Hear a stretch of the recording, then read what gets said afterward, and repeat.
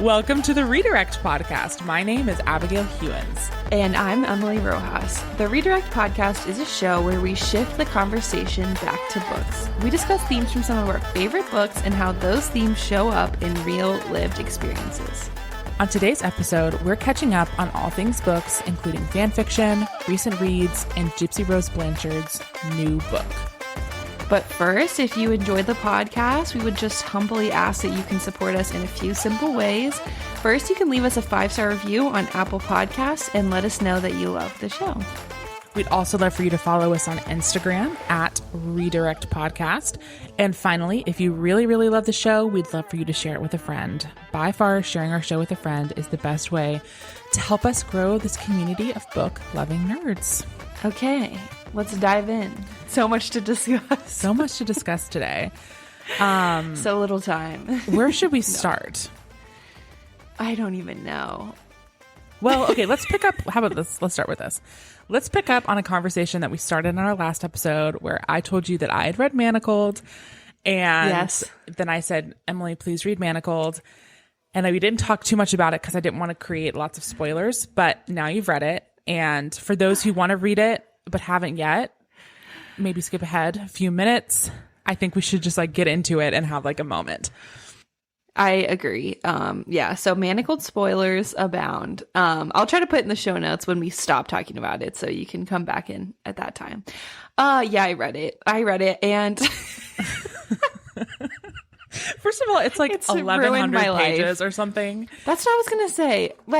I did not realize because I read this book in 2 or 3 days. According to Goodreads, it has 1,900 pages. I'm sure it's probably not quite that long. But it's long. It's long because I've now seen people print and bind their own versions. And it's quite a thick book. By the way, listen, do not purchase a printed and bound copy of Manacled because that is illegal. Unfortunately. And you're going to ruin fan fiction for everyone else. Please don't purchase it, or who will take legal action. She will too. She will. She totally will. I feel confident in that. So, okay. If you didn't listen to our last episode and you don't know what Manacled is, just a little context. It is a Hermione or Draco and Hermione fan fiction. But it really isn't. It's more than that. It's more than that. It's very dark. It is very. It's about war and also The Handmaid's Tale. So there's lots and lots of trigger warnings about.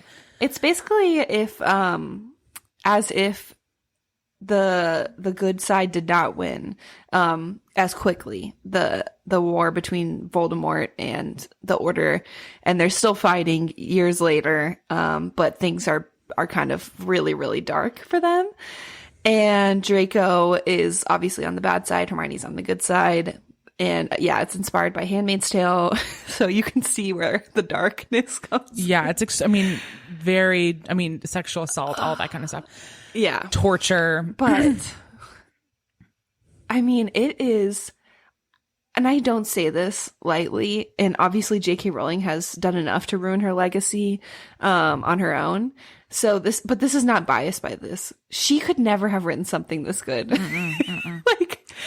This to me, and I've seen a lot of people talk about Hermione as a character in the books and how this really kind of makes more sense to her character because in this book, she really has split from her friendship with Ron and Harry. It's still there, but it's very, very tenuous. And it kind of makes sense. She is always doing stuff for them in the books and doing their homework and taking the risks and putting herself on the line, and it's there's never any full circle moment for that for her where she gets kind of the thanks I think she deserves.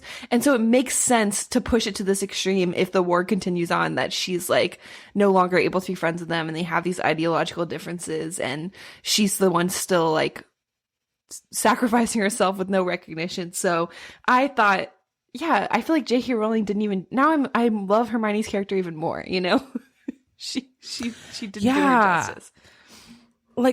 So in this world, Hermione decides to become a healer and study healing because the dark side is like developing all of these curses. And so she's like, well, if somebody knows is going to need to know how to heal these. And when she decides to become a healer, that kind of like causes this rift between her and Ron and Harry. Like, not that they don't like that she's a healer, but it's kind of like looked down upon. Like, it's not the same. Like you're not she's really fighting. Yeah. And I think another thing that was kind of like a subtext of this was because Hermione wasn't with them hunting the Horcruxes, they didn't find them because she wasn't there basically directing everything and being the brain power behind everything. And there's a moment in the book where they're like, Hermione is waiting back at like the headquarters for like, it's during a battle and she's waiting to receive patients that need to be healed. And she realizes that Harry is a Horcrux. And she goes to him and she's like, hey, like, you're a Horcrux, like you're going to have to die. So she's still the one who figures that out.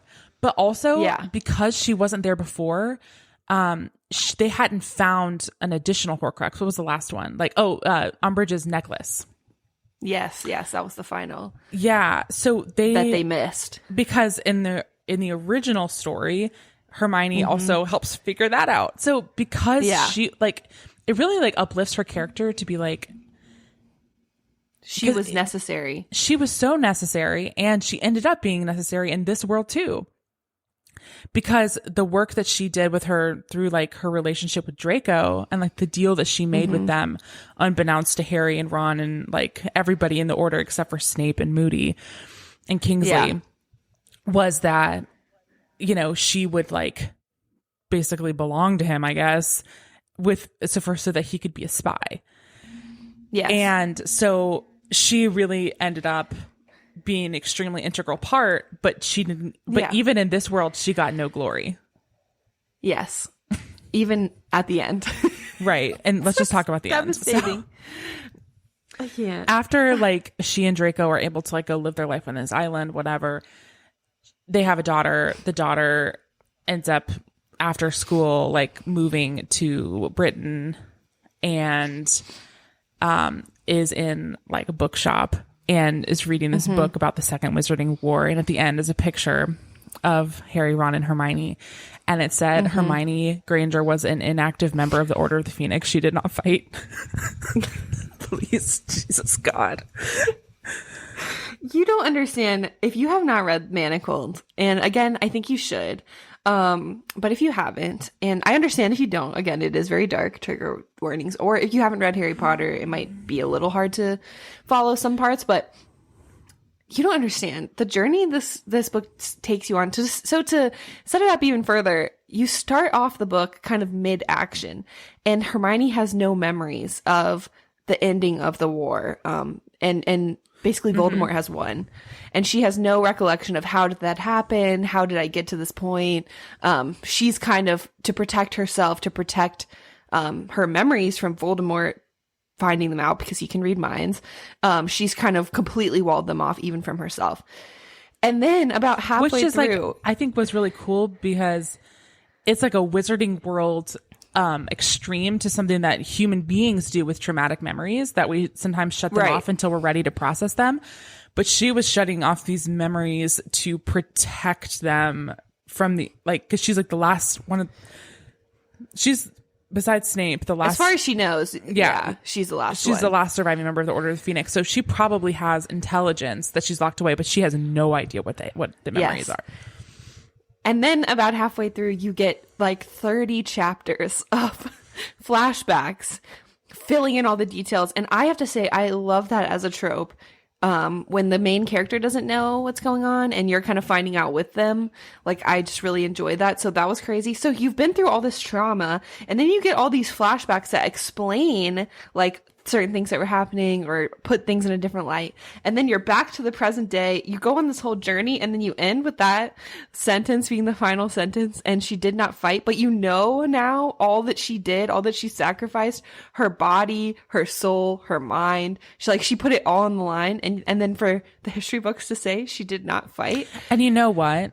This is also just like a story about women. Like in wars, in big moments in history, like doing the quiet work, like sometimes like the Yeah. less flashy, less glorified work, but sacrificing so much, like holding things down at home, holding down a budget, holding down childcare and work, and you know, inspiring, like, you know, these big like male figures in history. Like, who was the person that they went home and talked to about like strategy? Every president of the United States, well, probably most of them, but have gone home and talked to their wives and been like, okay, what should I do? Like, you know what I'm saying? Like, but they don't get the glory. And I was like, that hit me hard in this. Yeah. Where Hermione did this very self-sacrificial work. Yeah. And got zero praise for it. And meanwhile, the dudes who were sitting next to her, who looked so successful because of what she was doing, because of what Draco, the intelligence that she earned from Draco, they looked like they did so much. They got all the credit. And she just has to live with that. Yeah. It's just, it also made me think, I think like in general, this may make me sound like a bad person, but I think it really made me rethink how I think even our society looks at like nurses in war. Yeah. Like you do kind of think, oh, like it's not the same as the people who are on the front lines, or you know what I mean? But I'm like, now I'm reading this, I'm like, no, it's worse. Like, right. Like there's a part where she talks about no matter what, Hermione's talking to like Ron and Harry, I think, and she says, no, even if you win the battle, all I see is the loss. Like, even when you guys have a victory, I still get injured or dead or dying people that I have to take care of. And I thought that was so profound of like, yeah, the people, I mean, obviously I've always respected nurses. I'm not saying like I didn't, but you do kind of think like, oh, the people fighting the battles, that's like up here. And then, you know, below them, that's the trauma staff, of being a medical staff. Yeah. It's like almost worse. Yeah. And so I thought that was a really interesting part where she was saying that like, all I see is the losses, you know, no matter win or lose. And I thought, you know, that was really profound. And this writing is insane. I can't even talk about it. Yeah. And then like because of all the loss that she sees through being a healer, that is what inspires her to really push the order to use some dark magic because she's like, we're not winning this war, but you know, Harry is super, super against that. And so Harry leads the whole order to be super against that.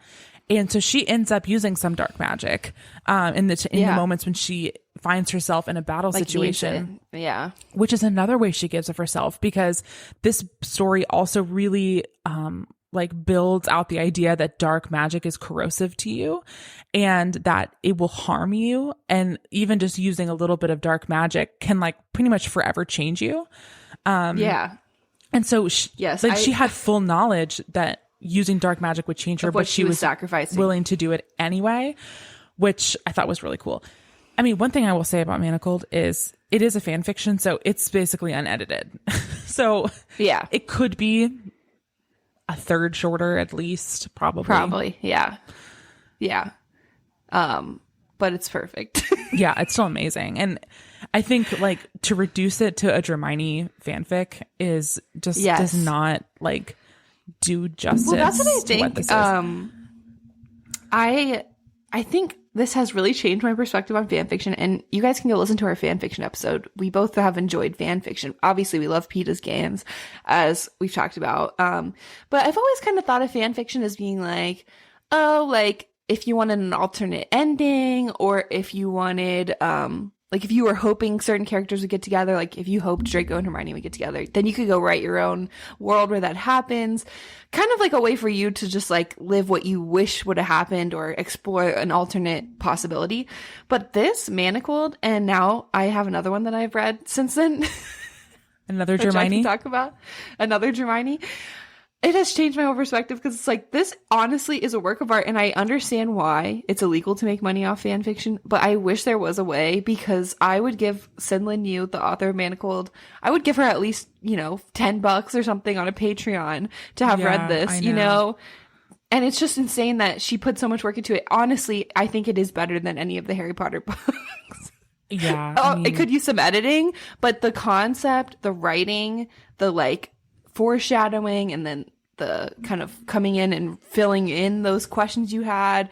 I mean, the world building, because it's such a departure, even though it does continue the books, it's completely different, So anyways, so I am all in the first third of the book, where was your journey on it? Like, were you putting things together? I mean, obviously there are like hints, like for instance, okay, trigger warning about sexual assault and rape, but so skip ahead if you don't want to listen to this.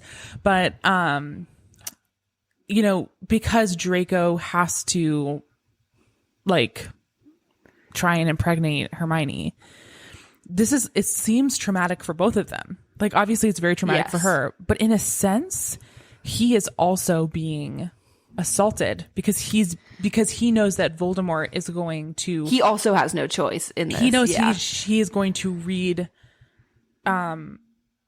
Hermione's memories, and so he's going to see if Draco didn't obey. So Draco is forced to into a non-consensual situation with Hermione, and he doesn't want to because he loves her and he doesn't want to torture her. So all those layers, and so there's glimpses of that in the first third, and she, like, her mental process is that he just doesn't like her and is like not attracted to her in any way. Or I don't know, like, where were you the first third of the book? I mean, I feel like I obviously knew, because it is a Hermione fic, that there was going to be some kind of redemption for him. But I did think, like, in the first third, in the present day or whatever, I thought, there's no way she's going to redeem this for me. Like, there's just no way. I thought she was going to try, but I was like, there's just no way, because it's just so horrifying. All the stuff he's doing. Like, even if he does love her or like her, or they had some kind of, I don't know. I wasn't sure.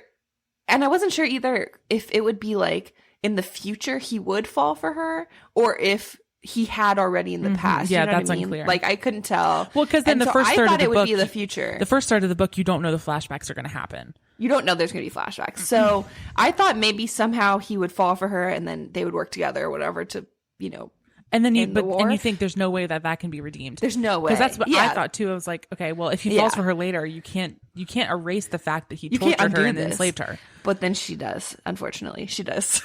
She does, and that's why everyone I've talked to about this, and I said this to my friend Nikki, who recommended it to me, because she was texting me like, I finished it, like, where are you? And I was like, I'm in the first third. Honestly, I'm having a hard time. Like, how could he ever be redeemed? Like, I don't know how I'm ever going to get there. And she was like, you just have to trust me.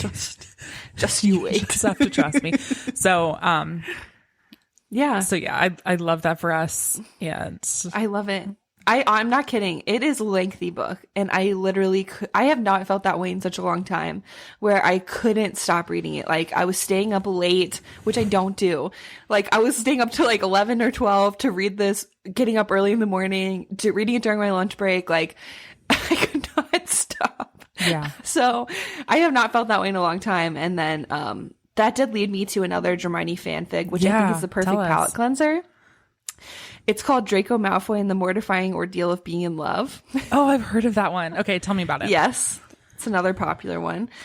This one is like, if that one is everything bad that could have happened, this one's like everything good that could have happened in Harry Potter. So it's essentially canon, but in this world, Tonks and Lupin lived, and Draco like really redeemed himself, and also Narcissa, his mom. His dad dies, but him and his mom, like, I guess were, under the influence, had no choice, and then wanted to come to the good side. So Draco's an Auror, and so are Harry and Ron, and they all work together, and Tonks is like the head Auror. She's like in charge of them all.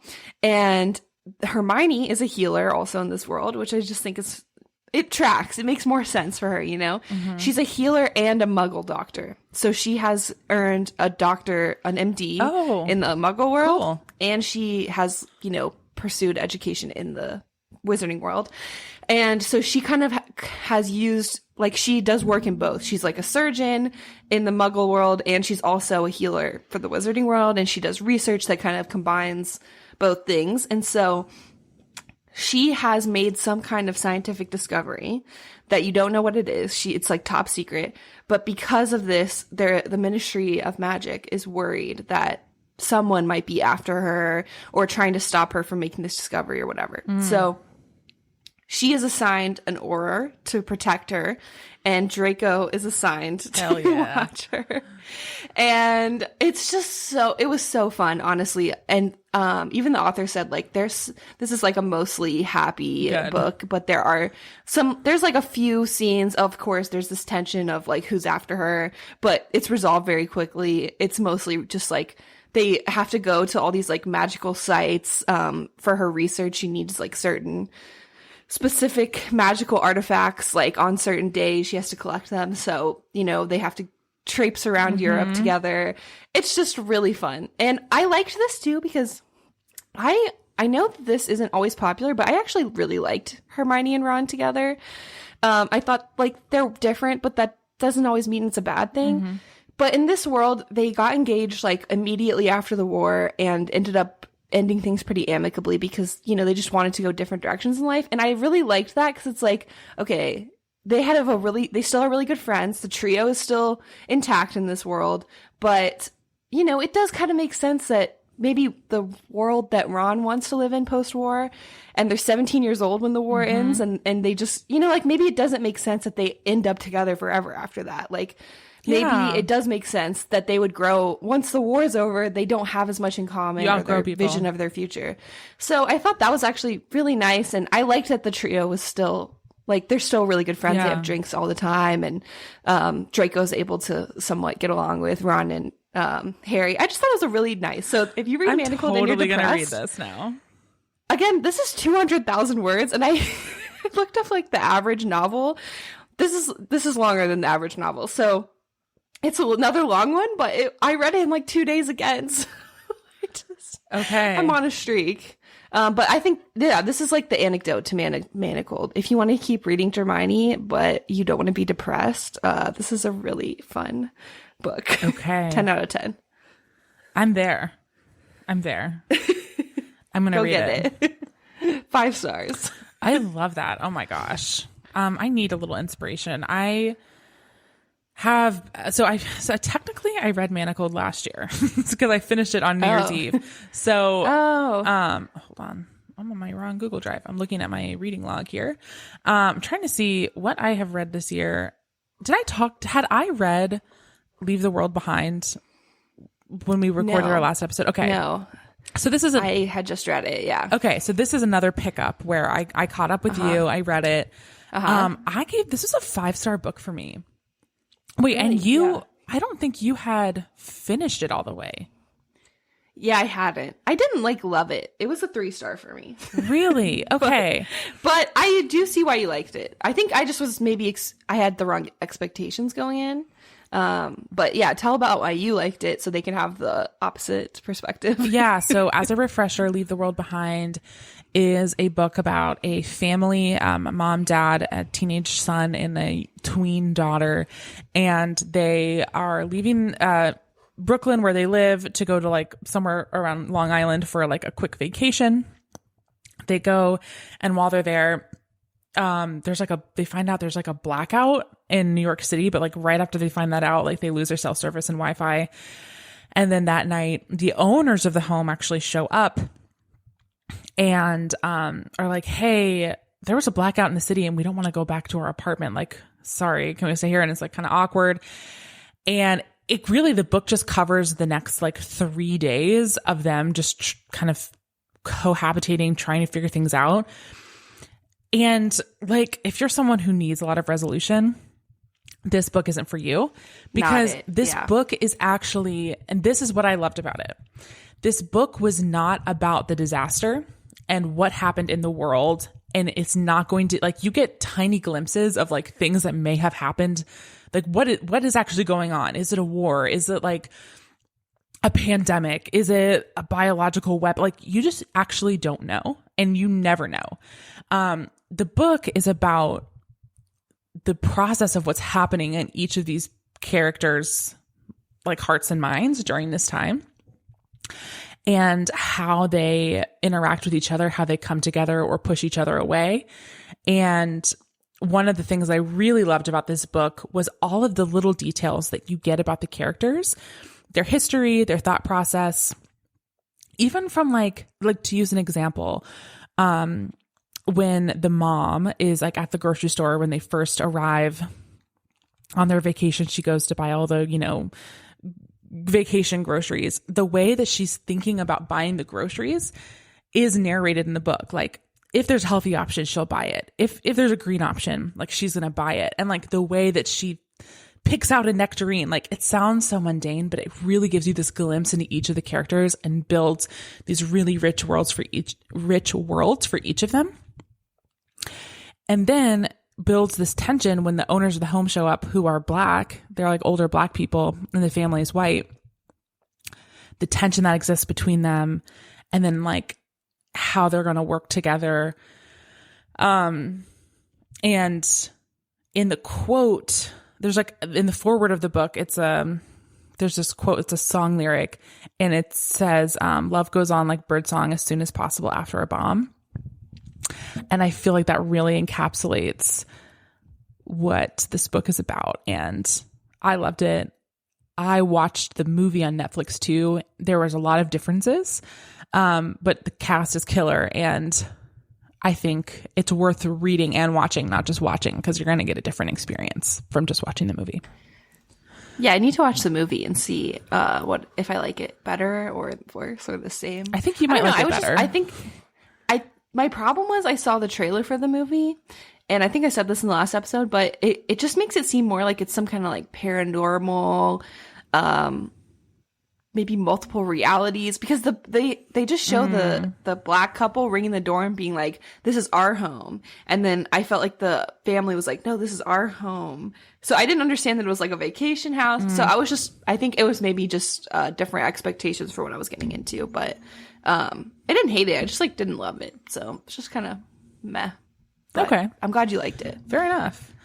I see why. If you're interested in some kind of thriller, like speculative, I mean, the thing I would say that this book will kind of stick with you. Like, yeah. Also, the movie was produced by the Obamas. I didn't even know that. So Michelle and Barack Obama executive produced this movie, which kind of scares me because I'm like, what do y'all know? You know what I'm saying? Like, yeah. They know a lot, and they wanted to produce this movie. Like, what are you trying to? Yeah, are you trying to warn us? Yeah, yeah. Honestly, of all the disaster scenarios, I will say like a blackout probably freaks me out the most, because you think about how much we rely on technology, and that was actually the most creepy part to me of this book, is they have no idea what's going on, and they have no way to know because there's no TV, there's no cell phones, like they have no access to information. Yeah. And that would be like the worst thing, because it's like, okay, is this just happening here? Is this a global thing?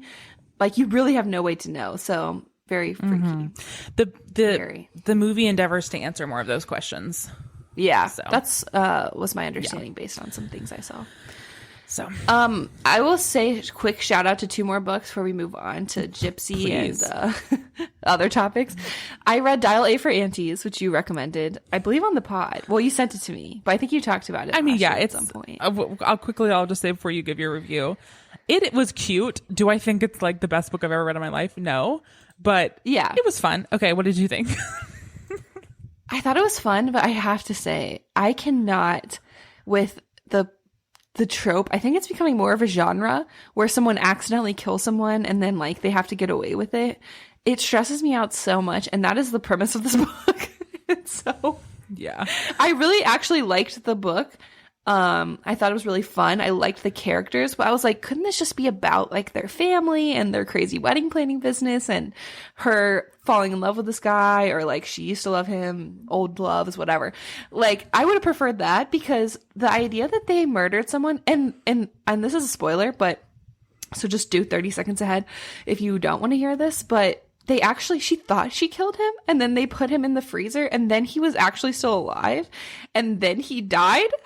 That part, I was like, you guys didn't thoroughly check that out, because that is so messed up to think he woke up in there. I mean, he wasn't a good guy, but I don't feel like he deserved to be murdered, you know? Like, no, I mean, no one deserves to be murdered. That's true, exactly. But like, I felt like it just didn't.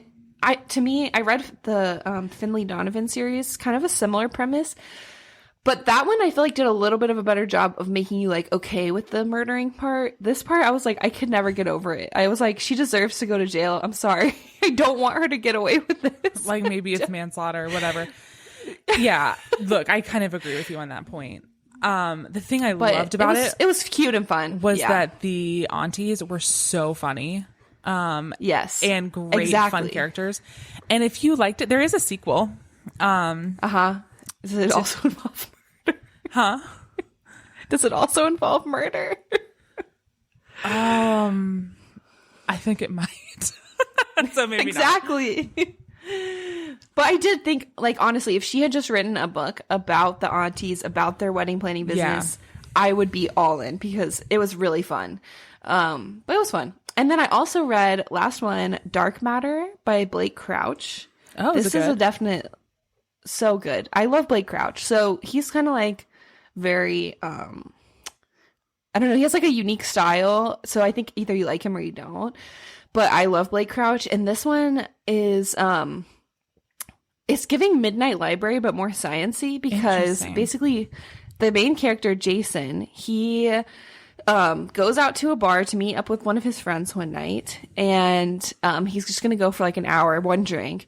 And on his way back, a masked abductor knocks him out, and when he like eventually he's interrogated by this guy and then he's sent away, he wakes up and he is in another world, a parallel universe essentially, or something, and his life is completely different. And basically the turning point between his life and the one he ends up in is in his life, 15 or whatever years ago, his girlfriend came to him and said she was pregnant.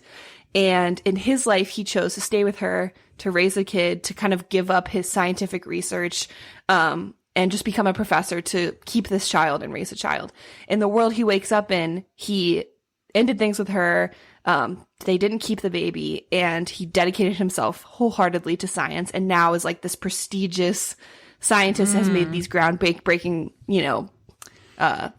research advances. I don't know. And his wife, he's not with his wife anymore. Like his life is so different. And so he's kind of like trying to figure out what's going on, figure out where he is, figure out like what happened, who sent him here. And, it's really good. It's very sciencey again. If you like the science side of science fiction, I really liked it though. And I thought, it resolved. I didn't know how it was going to resolve, but it really did in a nice way. And I don't know. Like I said, it's like the Midnight Library, but more sciencey and like a better scientific explanation of like, what if you made different choices in your life and, would you go back and do the same thing or would you make a different decision? And I don't know. It was really good. So, interesting. And I think, what I like about Blake Crouch is all of his books have like really large implications to the world as a whole, but also they're really just like about family and relationships that you have. And, I think it's like intimate, but also like sweeping. So I really like this one. Yeah, I love that. That sounds really good. Yes. And that's it. The sciencey bit, like, I think I maybe like that more than I think I do. Yeah. So, yeah, cool. Look into it. I'll give it a shot. But first, I'm going to give the other one a shot. The Draco Malfoy and the mortifying ordeal of being in love. Yeah. Author is let me get the author to give her credit. Is this self-care? Okay. Also, I'm like, should I write a Hermione fanfiction? Yes. Because I get it now. I never understood the Draco Hermione shippers, but I'm all in with you guys. It does make more sense than her and Ron. Like, if he could just be good, if he could just not be evil, it does make logical sense for them to be together. So I'm all in. Keep me posted on your ideas. Maybe I can help you workshop some of them. I will. Okay.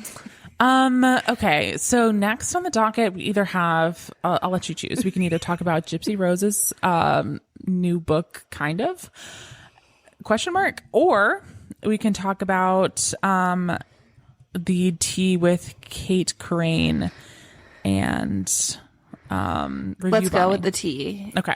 Let's go with the tea. You can tell me about that, and then we can mutually discuss Gypsy Rose at the end. Okay. So I'm going to read you the first 2 paragraphs of this Washington Post article about this to kind of set the stage for you, and then we can kind of go through some of the very specific pieces of this tea. So, okay, I'm so ready. I love drama. Here we go. A first-time author lost her book deal Monday after readers and fellow authors accused her of creating fake Goodreads accounts and repeatedly trying to sabotage other writers' books through negative reviews. Kate Corain, the author of the sci-fi fantasy novel Crown of Starlight, which was to be published in May 2024, has faced backlash over the past week after literary fans on Twitter and TikTok accused her of review bombing fellow authors for months by using several fake accounts to post scathing reviews on Goodreads, the popular Amazon-owned review site. After some writers claimed that an unnamed author was writing 1-star reviews for books written by debuting authors of color, authors and readers tracked the fake Goodreads accounts back to Corain, who gave her own books glowing reviews. The discussion surrounding the controversy led by Del Rey Books, an imprint of Penguin Random House, to announce Monday that Corain's book would not be published next year. They said, quote, "We are aware of the ongoing discussion around author Kate Corain. Crown of Starlight is no longer on our 2024 publishing schedule." And she was also dropped by her agent, who said that they parted ways. So, no. Yeah. How stupid do you have to be? Okay, I think making fake accounts to give your own book good reviews. That's embarrassing. Maybe not the best, but it's okay. We would all understand that. But then review bombing other authors, especially authors of color specifically, what compels someone to do something like that? And they were like, other debut authors too. Other debut women of color authors. How does that help you? Because the thing about reading is that the more people read, the more people read, you know? Like, there's no, like, if one author succeeds, it's not taking, sometimes it is taking away from other authors. I recognize that. But in this type of situation, like, if people are into reading and they read your book and they read other people's books, like, they can read both books. You know what I mean? Like, we don't have to push other women down to succeed. No, it's not going to help you. If someone else fails, I guess that's what I'm trying to say. If another author fails, that doesn't mean they're going to come read your book. You know? So what does that do? Right. So, yeah. And like you said, if she had just been found out for like creating fake accounts to boost her own book, that would be embarrassing, but it wouldn't be cancelable. Yeah, like I feel like you wouldn't lose your book deal over that. It would be like that would just be stupid. Okay. It would just be like that's embarrassing. So she posted a long quote unquote apology. Oh, should I read it? Please do. I need to hear this. I know it's going to be bad. All right. And when I say apology, big air quotes. So, dear friends, family, readers, fellow authors, and members of the publishing community, since June 2022, I've been fighting a losing battle against depression, alcoholism, and substance abuse, the full scope of which I've hidden from everyone in my life out of shame and misguided belief with the right medicine or enough therapy, I could beat it. No, for the audio, Emily is shaking her head. In late November 2023, I started a new medication, and on December, still no apology. Just for 2 paragraphs in, no apology. And on December 2nd, 2023, I suffered a complete psychological breakdown. During this time, I created roughly 6 profiles on Goodreads, and along with 2 profiles I made during a similar but shorter breakdown in 2022, I boosted the rating of my book, bombed the ratings of several fellow debut authors, and left reviews that ranged from kind of mean to downright abusive. 2 of those authors, Molly X. Chong and Danielle Jensen, are fellow Del Rey authors. Camilla Cole and Bethany Baptiste just happened to be on the wrong Goodreads list at the wrong time. I felt no ill will towards any of them. It was just my fear about how my book would be received running out of control. My memories of this are extremely fuzzy, so it's possible there are a couple of other authors. If so, please know I take full ownership of what I did to you as well. I'm sorrier than you'll ever know. There's nothing I can say to erase what I did to you. When I was slapped on the wrist by Goodreads and vague tweeted by a handful of people, I panicked that my secret was about to get out. And rather than taking responsibility for my actions, I tried to cover my tracks. Still in the middle of this breakdown, I made up the world's sloppiest chat with a non-existent friend who was supposedly to blame and sent fake apologies for the actions of said friend. So she blamed this on a friend, which only made things worse. I betrayed the confidence of my agent, my pub team, my readers, my friends, and betrayed my own deeply held values. I also dragged one of my dearest friends and felt debut authors into the mud with me when she came to my defense. I'll leave her name out of this so as to not pull her even deeper. However, if she wishes to come forward, I apologize to her publicly as well. Let me be extremely clear. While I may not have been sober or of sound mind during this time, I accept responsibility for the pain and suffering I caused, and my delay in posting this is due to spending the last few days offline while I go through withdrawal, as I sobered up enough to be brutally honest with you and myself. I know some of you won't forgive me, and I recognize that you're not required to. She still hasn't said sorry. I've noticed that. I'll be reaching out to everyone directly impacted, though that may take time since I'm checking into intensive psychiatric care and rehab facility T, which means I'll mostly be off social media as I need to give 100% to the program if I want it to stick. All I can do going forward is to try and live my life in a way that shows that these aren't empty words. Yours is so much love and the utmost heartbreak, Kate Corain. Wow. That's all I can say. Yeah. Like, look, here's the thing. I am very empathetic for anyone struggling with substance abuse, alcoholism, anything like that, mental health issues. But there are also a lot of people with mental health issues who don't do bad things. There's like this. So just forget all that, deal with that in your private life, and just say, I'm sorry. Like, there is no excuse. I shouldn't have done this. I'm embarrassed. I'm sorry. That's all you have to say. Even though I don't know. I guess, like, even though she said, I'm not blaming this on my substance abuse, she mentions the substance abuse a lot to the point where it kind of is way more than the apologizing. It makes it more of to blame. And, like, right. You know, part of the 7 steps of AA is like reconciling and making amends for the things that you've done. But, you know, you take responsibility for that. It's not like, you did it, your alcoholism or your addiction or whatever caused it or like contributed to it. Yeah. Anyways, so one of the authors that was a victim of this review bombing, so I'll read this little excerpt from the Washington Post. But the people of color targeted by Corain noticed that her letter was not a proper apology to the debuting authors who suffered a result of the negative reviews she gave them on her fake Goodreads accounts. I'll be waiting for that apology, wrote Bethany Baptiste, the author of the upcoming book, The Poisons We Drink, who is among the people review bombed by Corain. So yeah, shout out to all of the internet sleuths. They're the ones who really broke the story.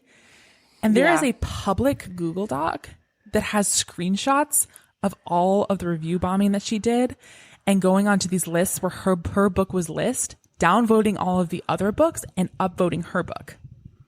No, that's so bad. That's so bad. So this is one of the reviews that she wrote for herself to boost her own book. I love this book so much that I regret reading it because now nothing on my TBR sounds interesting by comparison. IDK what prompted Kate Corain to write this, but they're a f***ing genius. Okay. And then on the same fake account, she left this review for Fourth Wing, which is not written by a woman of color, but it's just right underneath it, so I'll read it.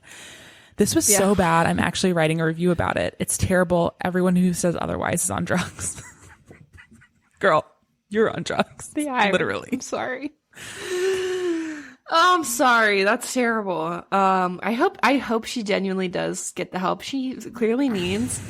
But yeah, that wasn't an apology. And I also don't love that there's no acknowledgement that obviously it was mostly women of color. That's not great.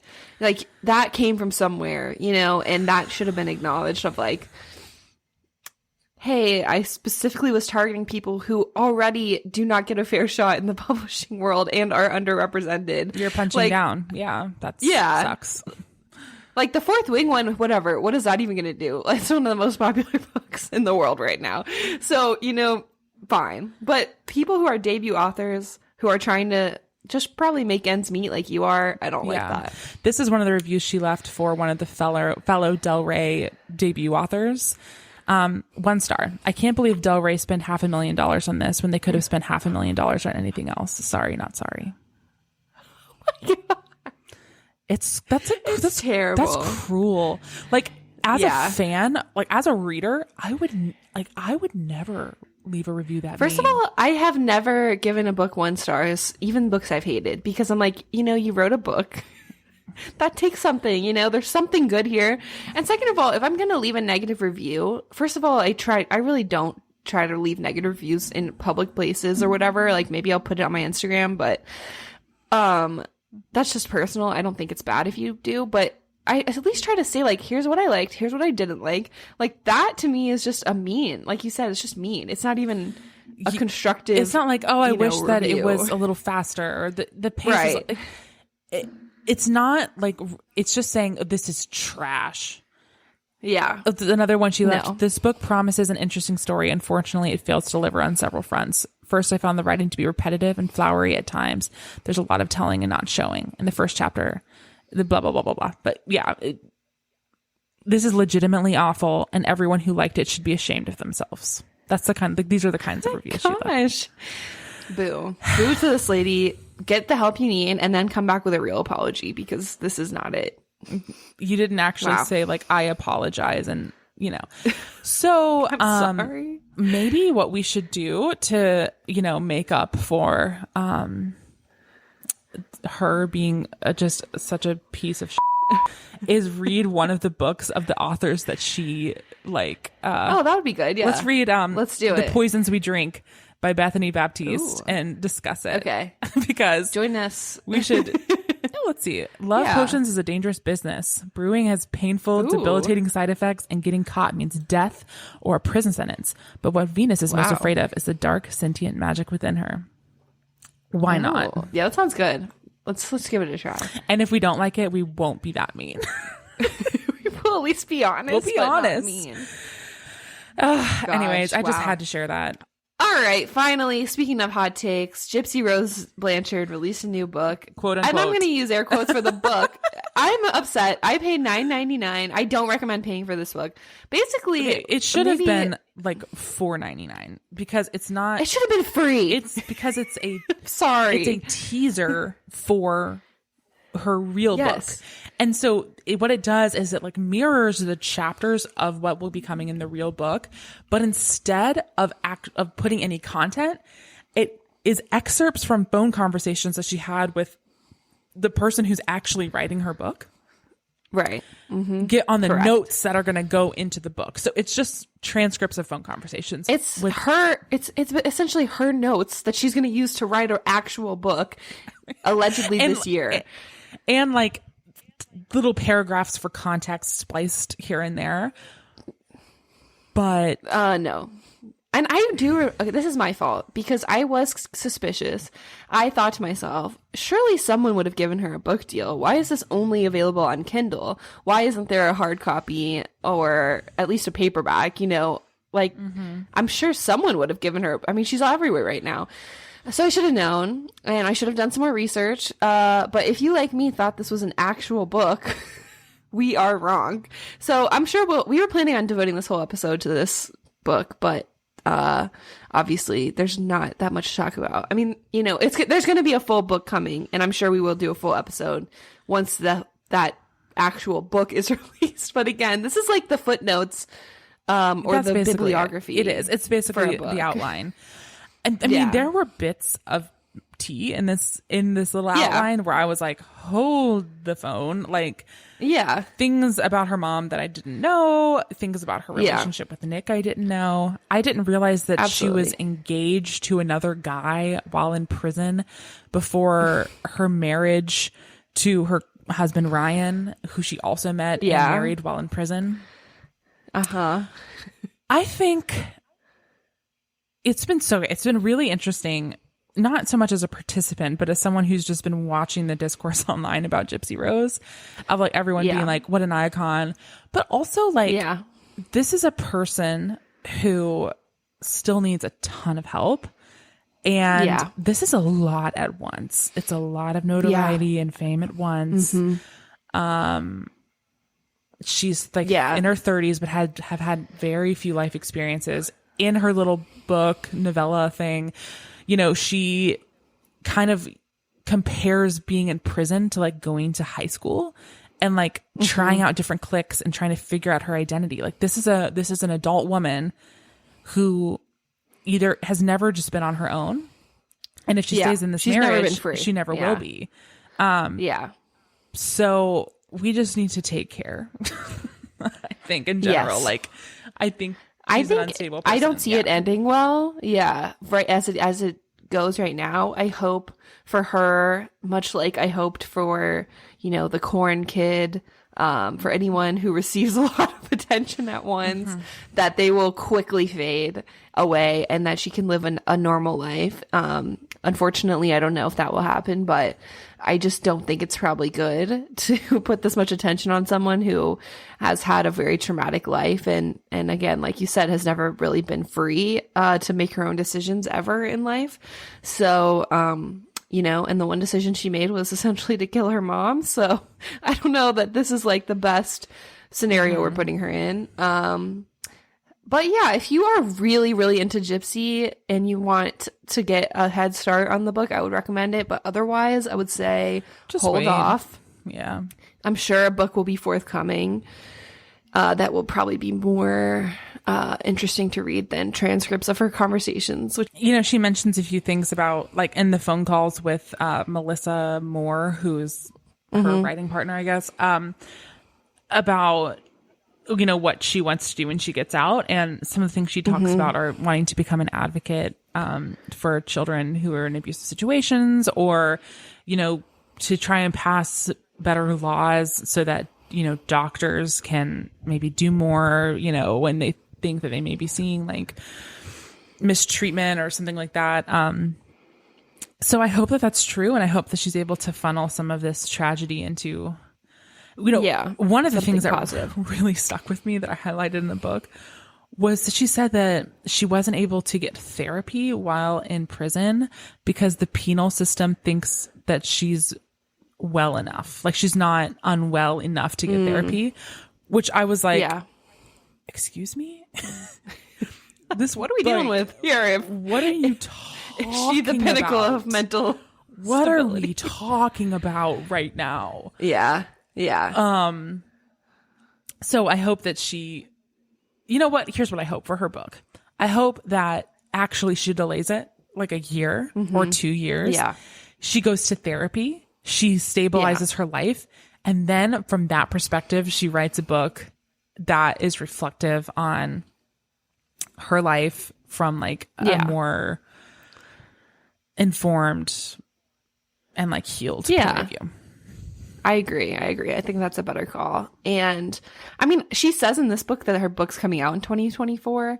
So that seems like, I don't know. I feel like books are normally announced with a pretty good lead time.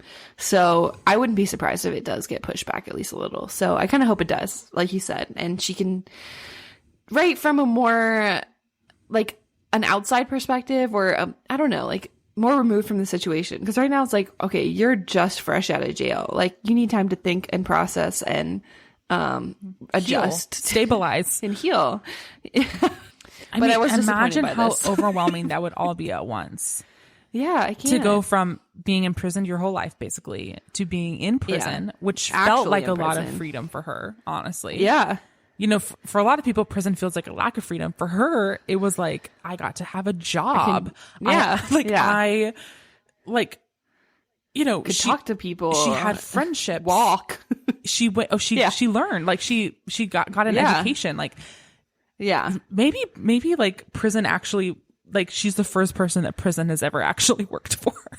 Yeah. Like, you know what I'm saying? Like mostly our carceral system is bad. But like, maybe she did need limited freedom at first, because I think so. Yeah. If she had just gotten off free, like, do you remember, that horrible story about, the parents who like really like seriously abused their kids, and like they were not educated. They were like chained up. And one of the teenage daughters got out and like found the police. She couldn't spell, couldn't read. Yes. Well, like most of those, so some of the quote unquote kids were actually over 18.